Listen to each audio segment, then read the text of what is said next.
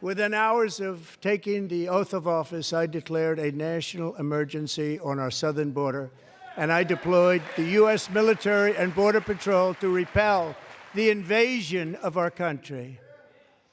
And what a job they've done.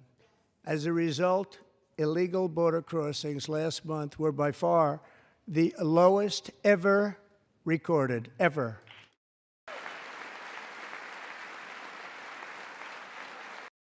They heard my words and they chose not to come. Much easier that way.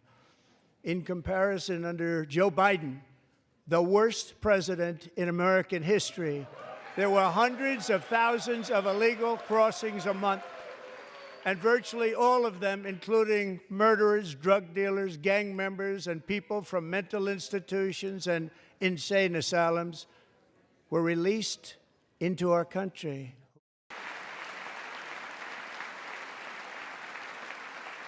What we are calling the Gold Card, which goes on sale very, very soon. For $5 million, we will allow the most successful job-creating people from all over the world to buy a path to U.S. citizenship. It's like the green card, but better and more sophisticated.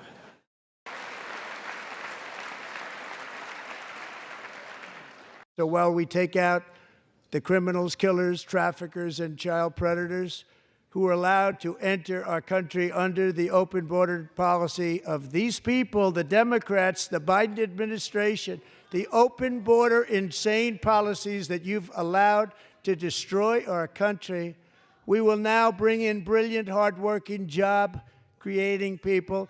They're going to pay a lot of money, and we're going to reduce our debt with that money.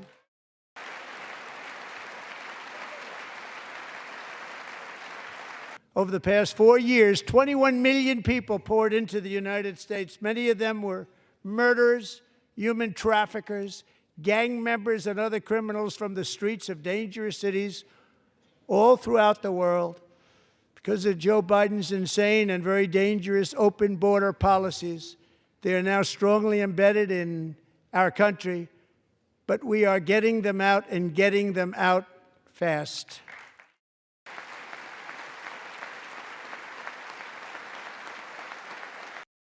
Since taking office, my administration has launched the most sweeping border and immigration crackdown in American history, and we quickly achieved the lowest numbers of illegal border crossers ever recorded. Thank you.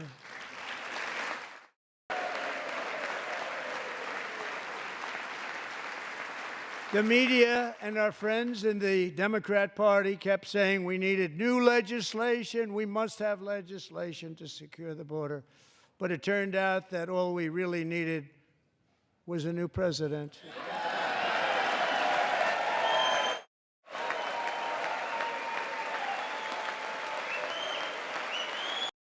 Entire towns like Aurora, Colorado, and Springfield, Ohio, buckled under the weight of the migrant occupation and corruption like nobody's ever seen before. Beautiful towns destroyed. Now, just as I promised in my inaugural address, we are achieving the great liberation of America. But there's still countless thousands of these terrorists were welcomed into the U.S. by the Biden administration. But now every last one will be rounded up and forcibly removed from our country, or, if they're too dangerous, put in jails, standing trial in this country, because we don't want them to come back ever.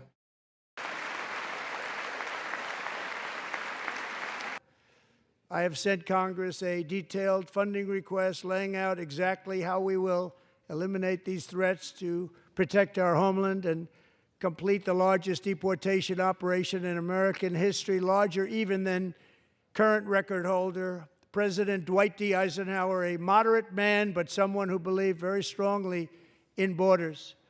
Americans expect Congress to send me this funding without delay so I can sign it into law. So, Mr. Speaker, John Thune, both of you, I hope you're going to be able to do that, Mr. Speaker. Thank you. Mr. Leader, thank you. Thank you very much. And let's get it to me. I'll sign it so fast, you won't even believe it.